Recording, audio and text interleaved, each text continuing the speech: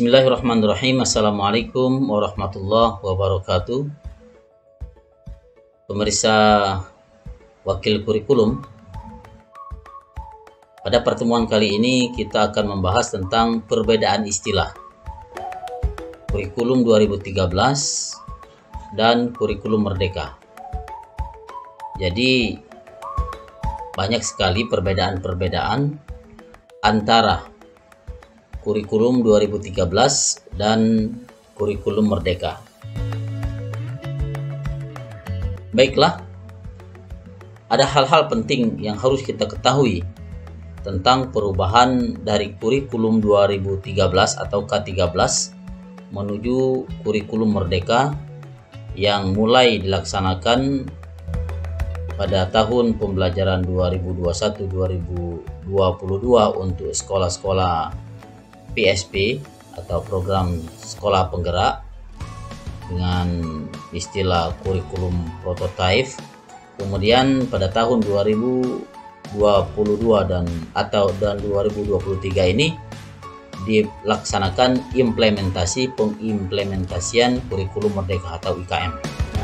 Baiklah, untuk mengetahui hal-hal apa saja yang menjadi pembeda antara Kurikulum 2013 dan Kurikulum Merdeka adalah sebagai berikut.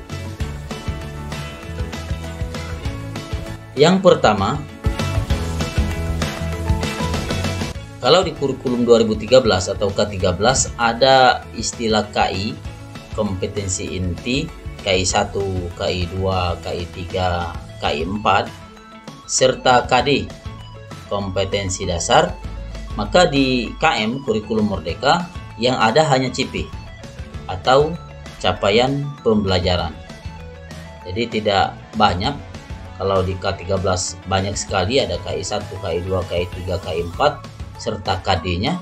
Maka di Kurikulum Merdeka atau KM hanya ada satu, yaitu CP, capaian pembelajaran.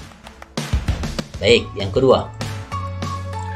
Yang kedua, di dalam Kurikulum 2013 atau K13 kita mengenal istilah silabus. Silabus. Yang mana di dalam silabus itu terdapat macam-macam. Di situ ada KI, KD, kemudian tujuan pembelajaran, langkah-langkah serta yang lain sebagainya. Itu silabus. Sedangkan di KM atau Kurikulum Merdeka yang ada hanya ATP. Apa itu ATP? ATP adalah alur tujuan pembelajaran, yang mana alur ini diambil dari CP, capaian pembelajaran saja. Kemudian yang ketiga, kalau di Kurikulum 2013 itu ada istilah RPP. RPP. Nah, RPP itu sering sekali berubah, mulai dari pelaksanaan awal K13 sampai terakhir itu ada RPP ringkas,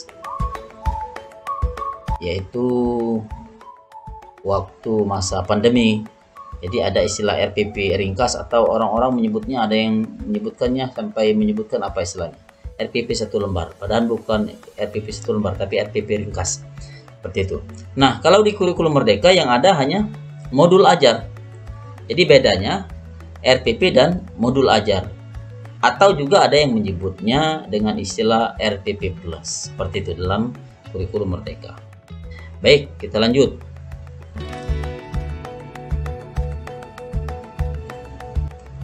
Yang keempat, perbedaan K13 dan KM atau Kurikulum Merdeka. Kalau di K13 ada istilah penjurusan, yang mana penjurusan itu mulai dari kelas 10. Jadi ada jurusan MIPA, jurusan IPS, dan jurusan bahasa. Sedangkan di Kurikulum Merdeka tidak ada penjurusan, adanya kelompok peminatan, dan itu pun mulai dari kelas 11. Jadi di Kurikulum Merdeka yang ada umpamanya kelas 10-nya ada 7 rombel, maka 10-1, 10-2, 10-3 dan seterusnya. Jadi tidak ada istilah penjurusan atau peminatan, tapi ada kelompok peminatan. Itu pun dimulai kelas 11. Baik, kita lanjut ke perbedaan yang kelima. Nah, di kurikulum 2013 tidak ada istilah pasif. Yang ada mulai dari kelas 1, 2, 3 sampai kelas 12. Sedangkan di kurikulum Merdeka, sebagai contoh SMA, ada istilah PASI E. PASI E itu di kelas 10. Sedangkan PASI F ada di kelas 11 dan kelas 12. Kemudian 6, kalau di K13 itu ada jurusan IPA, ada jurusan IPS, dan ada jurusan Bahasa dan Budaya.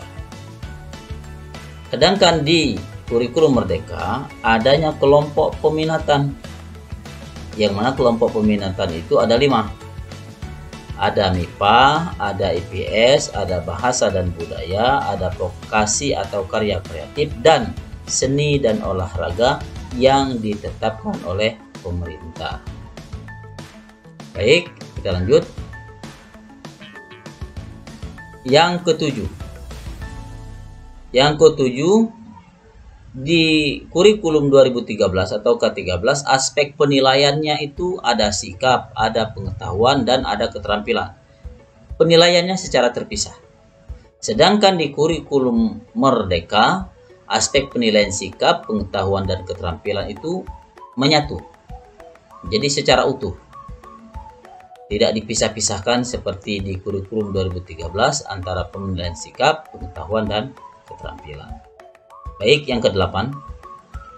Di kurikulum 2013 terdapat intrakurikuler, kokurikuler, dan ekstrakurikuler.